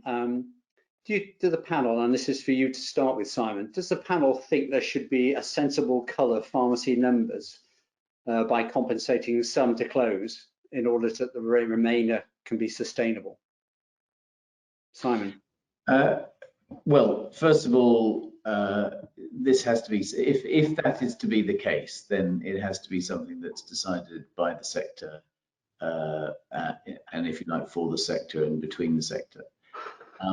But I think that what we've seen, but my answer is actually, I don't think, you know, there should be. I think that we have 11,400 now pharmacies. We had 11,500 this time this last year, and we need every single one of them. I think what we've seen is a network of community pharmacies over the pandemic period shows how vital that network is, and the amazing work that we've done, which has already been touched on. I won't repeat, but the provision of obviously dispensing medicines, absolutely vital.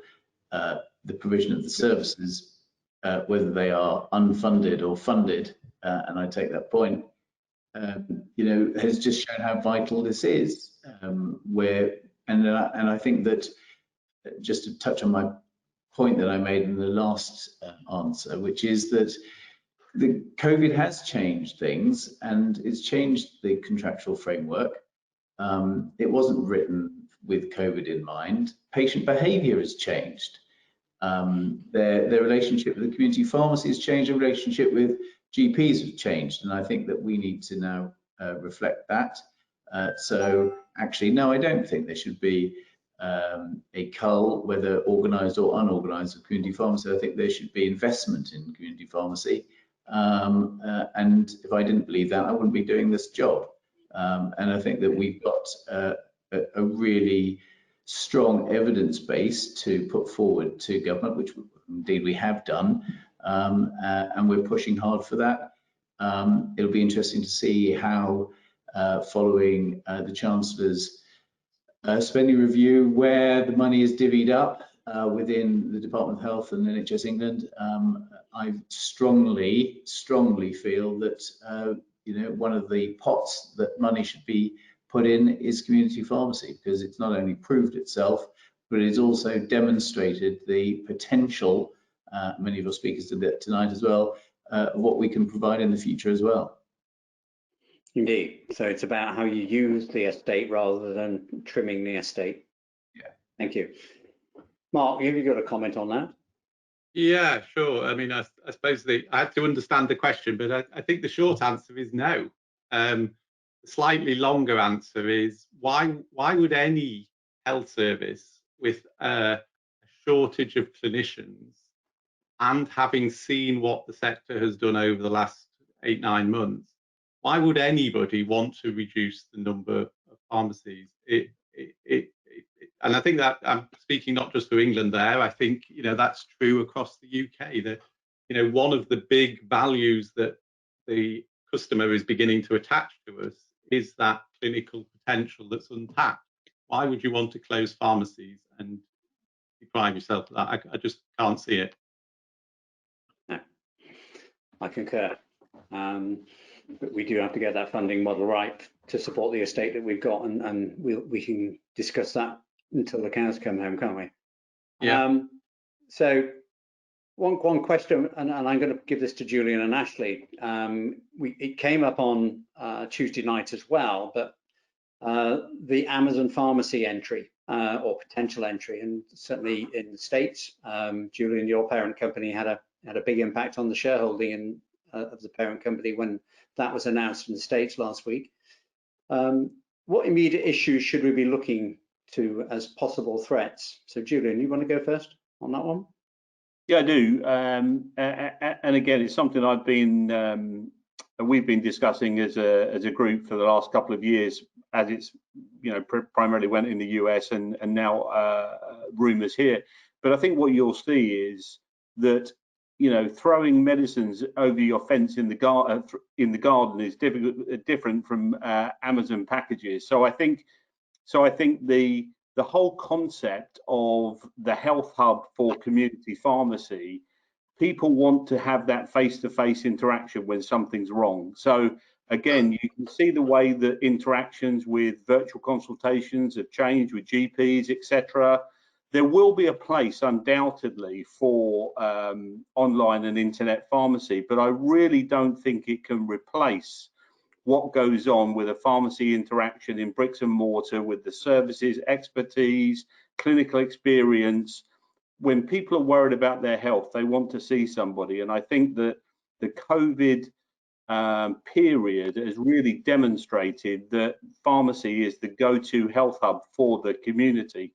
So I think the answer to that is, if it's a commodity-based, efficient, sort of cheap as chips, mail order, basic service, then Amazon may be interested in it. So I think the differentiation that bricks and mortar pharmacy, community pharmacy, can build to differentiate itself into not a like-for-like comparison offer, but a real enhanced value-added experience of why to visit the community pharmacy, then to me, I think, yes, it's a threat, but is it going to come in and put us all out of business? I don't think so.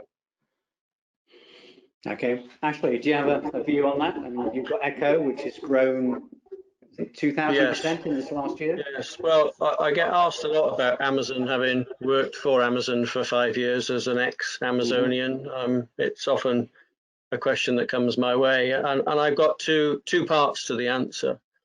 The first is Amazon's already here.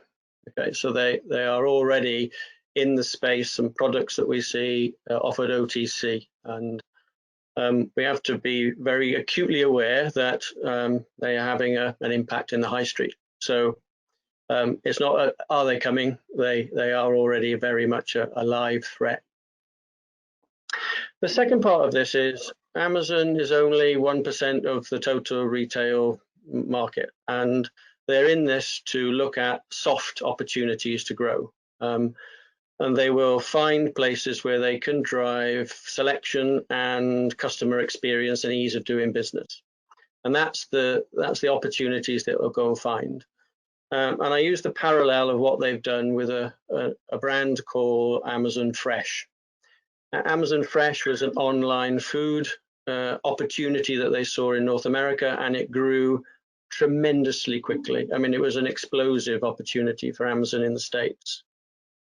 Amazon Fresh exists here in the UK, and I would imagine very few people in the audience here tonight even know of it.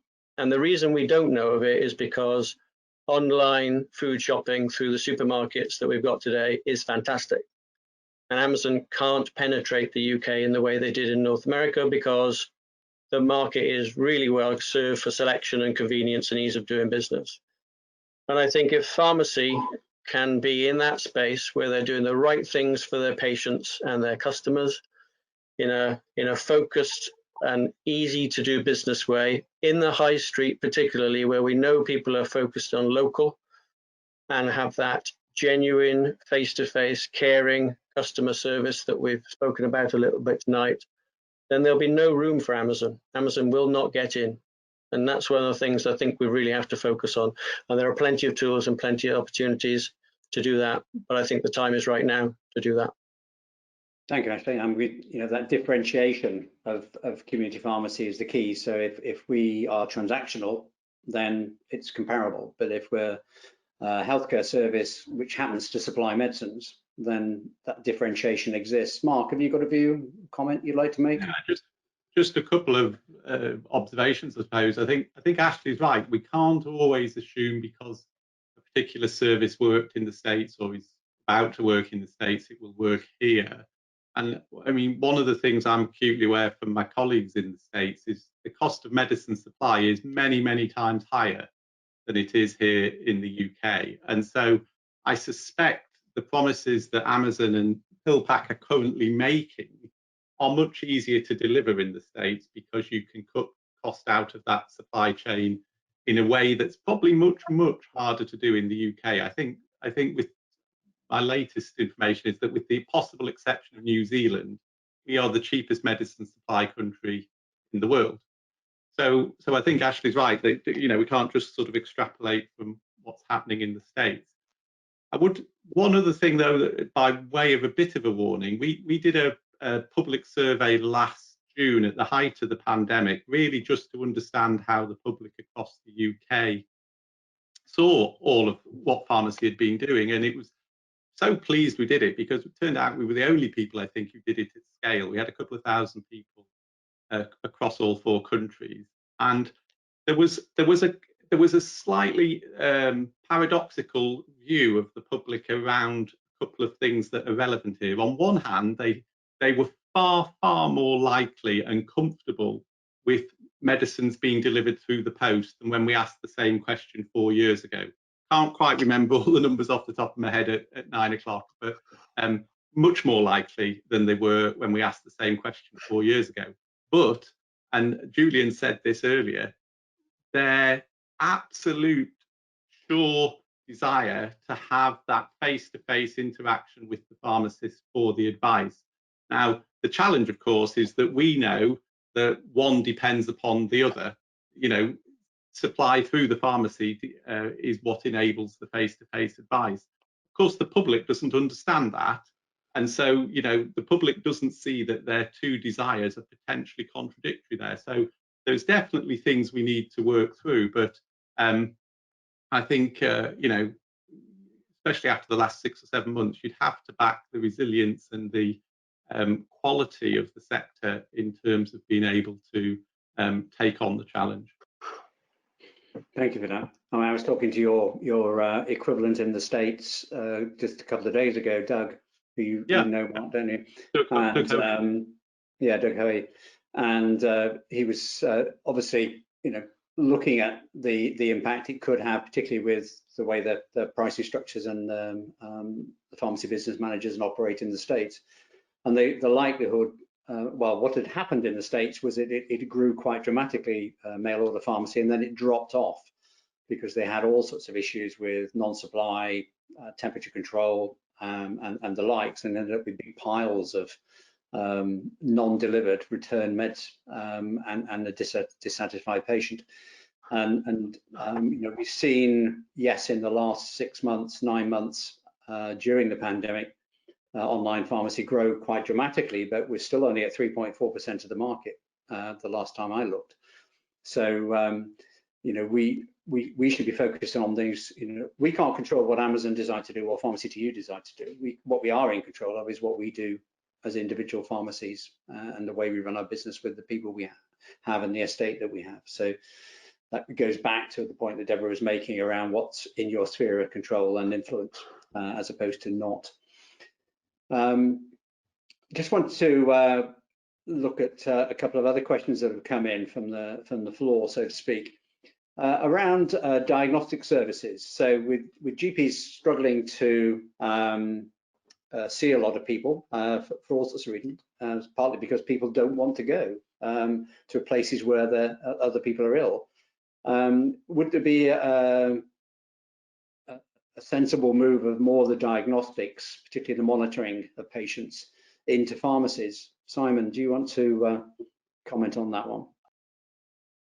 I mean, I think, I mean, the answer is yes, of course. There are plenty of services, and many have been touched on during the course of this evening, that community pharmacy can get involved in and succeed at. My view is always, you know, when you look at the community pharmacy contractual framework, as you were talking, I jotted down a few, you know, a few services that we still have yet to deliver in that contractual framework. And you know, as already has been mentioned this evening, we've got the discharge medicine service next year. We've got more HLP provisions. We've still got that NHS travel vaccination issue that hasn't yet, of course, been rolled out properly. We've got CPCS referrals from urgent treatment centres. We've got stop smoking referrals from hospitals, palliative care service, point of care testing, AMRs, you know, stewardship, hypertension, case finding, and so on and so on. And that's not even counting the extension of the NMS. That's not even counting the work that inevitably community pharmacy wants to get involved in the complementary primary care network DES stuff, whether that's early cancer diagnosis or dealing with health inequalities. And that's not even dealing with what Keith Ridge said at the LPC conference a few months ago about independent prescribing pathways for community pharmacy. There is so much. So my question back is, yes, of course, community pharmacy has the clinical outlook and skill set to do all of these things, but it comes down to capacity, and the contractual framework was written, embedded in it was capacity through efficiencies in dispensing.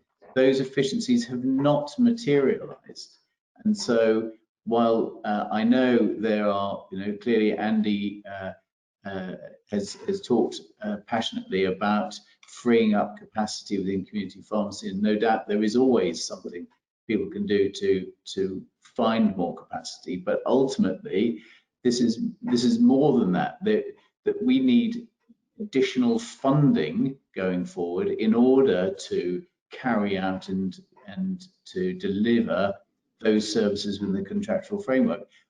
And added to that is the thing that I won't repeat, but I've said already, which is that patient behavior has changed.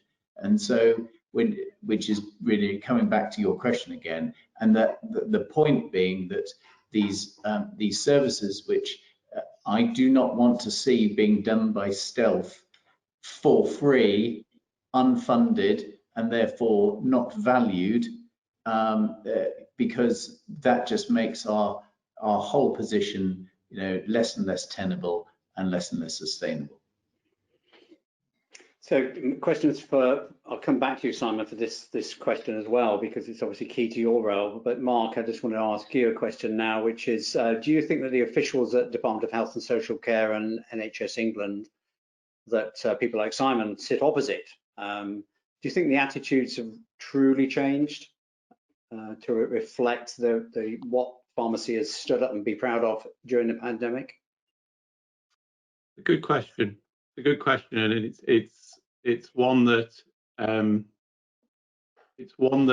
you'd like to feel very confident of, because of all the things everybody said about actually what an amazing, resilient and innovative sector we've had, that's kept the doors open, kept serving people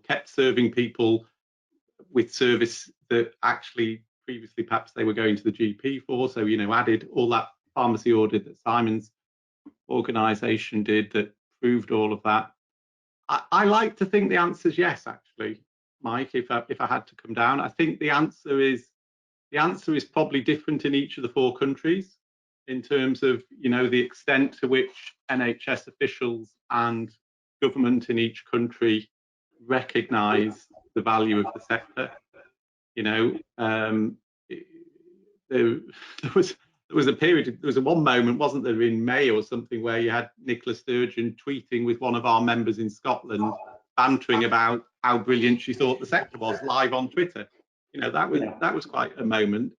Took a little longer in UK government to get the Prime Minister and the Secretary of State to kind of open up and acknowledge the sector, and I think that was well received eventually by members. I think we've had more positive conversations, if I'm honest. So, how would we judge whether their attitude has changed? Since with NHS England, we've had some very interesting positive conversations around change and what they're looking for in a very positive way. The challenge, of course, is always, as Simon's pointed out, capacity, and are you willing to pay for the things that you say are so important to you? And so you have to you have to judge it both ways, but definitely some very constructive conversations, and not a view that not a widely held view that wouldn't we all have been so much better if we had 4 big sheds on the M1, which was a view that was held by 1 or 2 folks at different points in the first 3 or 4 months. So yeah, as Julian said, we've got to be glass half full, otherwise we don't seize the opportunities and just drown in the threats. And Simon, how confident do you feel about that recognition converting into a bigger global sum? Well, that's what I said on Tuesday night, that will be the test, won't it? That, we've had some really positive words from ministers, from Joe Churchill, from the Secretary of State. Credit to the MPA and some great work that they've done in getting stories out there and getting media involved and interested in community pharmacy, and highlighting and showcasing a lot of the great work that has been done on the front line. That needs, all those warm words need to be converted into outcome, and that's what we'll see over the next few weeks, one way or the other. Yes, I think our case is very strong, and I've said that, and I was optimistic when we put it in. I'm still optimistic, but I do understand that there are other pressures on the economy. But if you're going to put your money and invest in a part of healthcare, then you'd put it in a community pharmacy, given everything that we've talked about tonight and the potential. That's the point, and I think that's where Julian's coming from. The potential for community pharmacies to do so much more. NHS on the high street, the accessibility, all those things that we know about. If you were putting money in, you would put it into pharmacy. No, absolutely. Julian, you reflected earlier on about the government having a better recognition of the role of the wholesaler or the supply chain as a whole. Any other reflections on that quickly?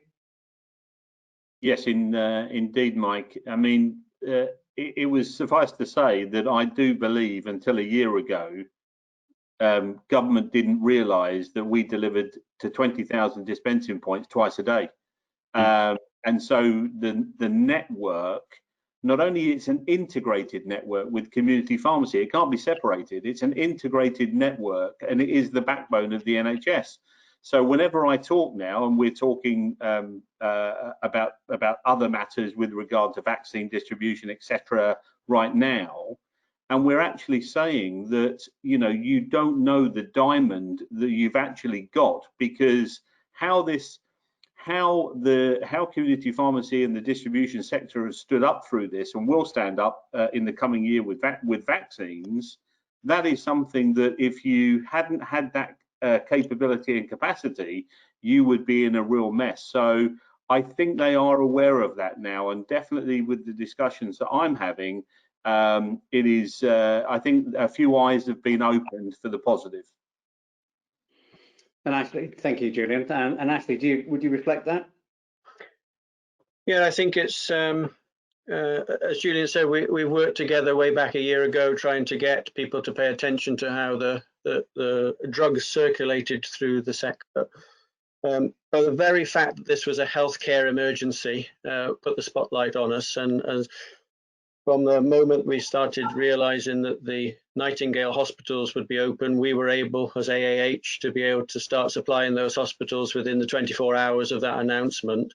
And that's really opened the door to the distributors being invited in and asked for their thoughts and contribution about how can we fix this emergency, and then onwards, as Julian said, through what may well be coming next. And we've not really had those sorts of levels of conversations before.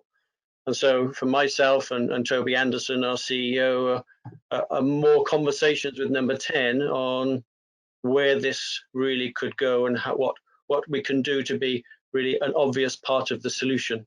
And that's a very encouraging thing from my perspective. Yeah, there's one point just put in as a comment on the question box. Maybe it's number 11 we need to be talking to, and number 10 sometimes. Yeah. So I'm going to just ask each of you one more question about what's getting in the way of all of this ambition, if I can put it that way, happening, and what could enable it. So I'm going to go back to Julian first and ask that question. And can I also ask you just to comment on how you see your role or your organisation's role in making it happen? Yes, certainly, Mike, and it's a great way to end. For me, this is all about business transformation. I've run businesses across the world, and there's one thing that's absolutely key. When you need to evolve and change your business model, there's no easy way of doing it, but you have to do it. And I think that where we are now is pharmacy is a great opportunity now, as I said before, with regard to the technology, the appetite, the customer, the perception. And I really think that kind of diversification away from just dispensing income into the healthcare hub of the future, utilizing that technology, it isn't going to be an easy road to do that. But, you know, I'd just like to say that Alliance Healthcare stands absolutely behind that change. You know, part of what we're trying to do is roll out enhanced digital capabilities at pharmacy. We have 19,000 users now on the MyAH portal every day to free up time in the pharmacy, whether it's the Alphega program that we have. For me, it's helping our partners, which are community pharmacy, transform and evolve into the pharmacy of the future. And I think now is the time to get on that bus and to start that journey. Thank you, Julian. Ashley? I think there's a barrier that we'd have to recognise that could be easily fixed, and that's making sure that we're all speaking with one voice on the things that really matter for us. Because I think there are disparate views, I think, and different bodies that may well be a little divisive, perhaps. So it could be bold as saying, if we were able to bring the kind of things that we've heard tonight into one voice, it would be a really important step for us to make and overcome that barrier.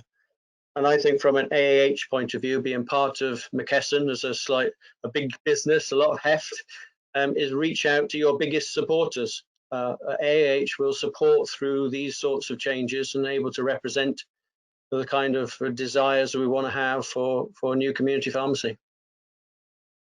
Thank you, Ashley. And Mark, your view as you know, the organisation that's representing and supporting independent pharmacy. What do you think the barriers are and some of those solutions that the MPA will be putting in place? I think the barriers are probably lots of different things in different ways, and I'm probably not, given the time, I'm probably not going to focus too much on the barriers. I think let's try and focus on what we need to do to overcome them. I would say we've got an opportunity now in the next 18 months, 2 years, and that I'm talking particularly about the English agenda here, to create leverage. We need to actually provide something and be seen to provide something that's highly valued, that cannot easily be substituted and can't be lived without. And that probably means drawing as much on the specialist skills of pharmacists in terms of medicines expertise as much as kind of doing things that other healthcare professionals can do. The more clinical we become, the more integrated we become in the wider health system, the better. That creates more leverage. And we can all play our part in that. I think the folks around the table here today and all the audience. But also we need to advocate better. We need to get better at documenting the challenges we face, perhaps, as Ashley said, speaking with one voice on the key things as well. And actually also one thing that we do very badly in the sector is we don't demonstrate the value that we provide from our perspective. Too many of the services we allow the customer to be the only voice that counts the numbers, the only voice that identifies the value and documents it. We've got to do much better than that. I mentioned the PSNC audit in the summer because I think that was a fantastic example of that. But the sector needs to take a bit more ownership of demonstrating our value, I think, and hopefully we can then take advantage of the opportunities that are in front of us. Thank you, Mark. Some very wise words in there. And Simon, finally, your opportunity. We discussed the right review and the ambitions of that and recommendations in that a little on Tuesday night, but you might want to reflect a little more on that, or you may have another view of the way forward other than negotiating the global sum. Well, I mean, there are so many out there. I mean, I take Ashley's point, and I think that the right review and the future of that will, I hope, lead us into a better direction in ensuring that we're encapsulating the voice of community pharmacy and using it in the most effective way with their representatives and supporting them in the most appropriate way as well. Of course, the money is central to, from a PSNC perspective. I'm not going to repeat what I've said there. We've got not just the uplift to the contractual framework sum, but we've also, of course, got COVID costs. We've got £370 million that's been advanced to us that we still are waiting for a decision on. And those things are going to be priorities for us because they will allow contractors to have some financial certainty going forward. But I think it's also about, you said what about the barriers, it's about, and the other things that we're pushing for as well. The freedom for community pharmacy to be allowed to focus on patient-facing services, to get rid of some of the bureaucracy, to ensure that they have time for for training, for development, for closed door working. All of these things are, I believe, essential for us to go forward as a sector. And absolutely building on Mark's point as well, which is, the data, more and more we get from the Department of Health, from NHSEI. Well, where's your evidence for this? Where's your data for this? And I think it's collecting and ensuring that we have that data across the sector to be able to say, look, here it is. Here's your proof that investing in us saves the NHS billions. Just look at DMS.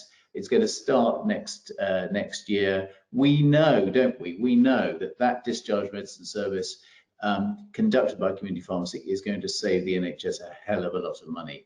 Well, we need to demonstrate that better and get the benefit from it. Thank you, Simon. Very good points. I just want to say thank you, huge thank you to Julian, Mark, Simon and Ashley for giving up their time this evening. It's great to have such a senior representation at an event like this where people can see and hear everything you're saying. And thank you again. And I'm just now going to, it gives me the responsibility to sum up and move forward.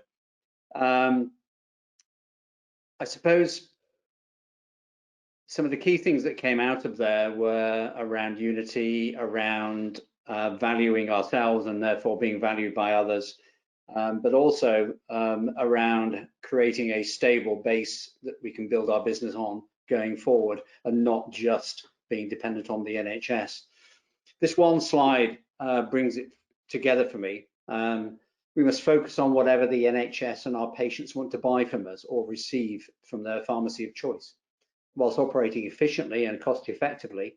In doing that releases the time, but also the capacity and the capability to do so. We must effectively deliver excellent customer experience in all of that.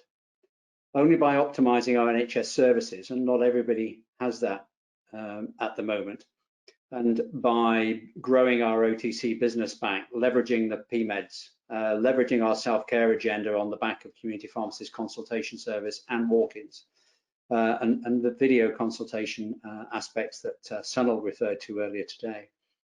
But also building a portfolio of private services, which creates a sustainable base, profitable base, which is an ugly word to the NHS sometimes, but that's the salary that they all get, that pharmacy has to live off.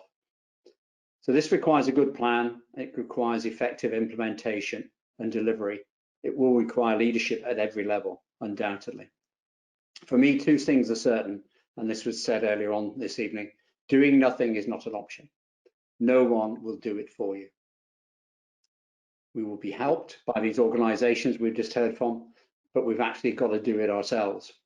And as Charles Darwin said, it's not the strongest species that survive, nor the most intelligent. It's the ones that are most responsive to change. Now I want to run our final poll of the evening, a repeat of this, the earlier one, and this will appear on your screen for about 30 seconds for you to answer before closing and reviewing. So please indicate now how confident you feel about the future of your community pharmacy, having heard all you've done.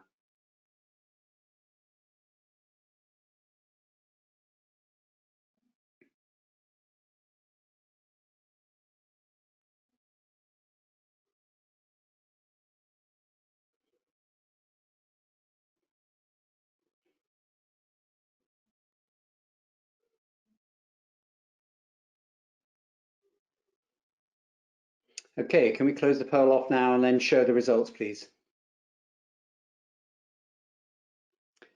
And that's shown a significant rise in high confidence. We had 8% before this evening started, and we're now showing 40%.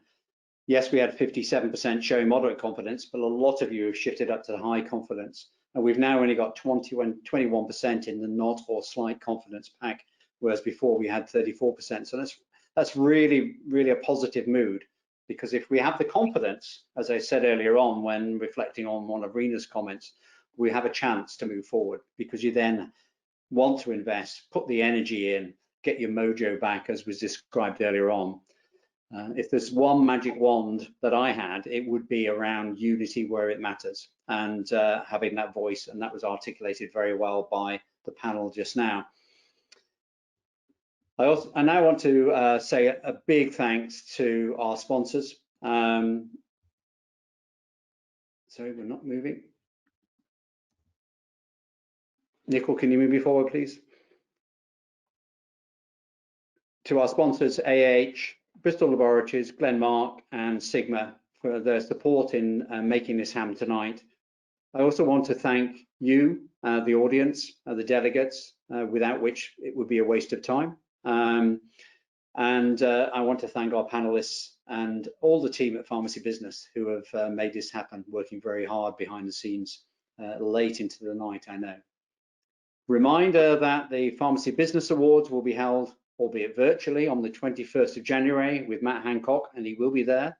He wanted to be here with us on Tuesday, but COVID and task force got in the way. But he will be there in January, we are assured.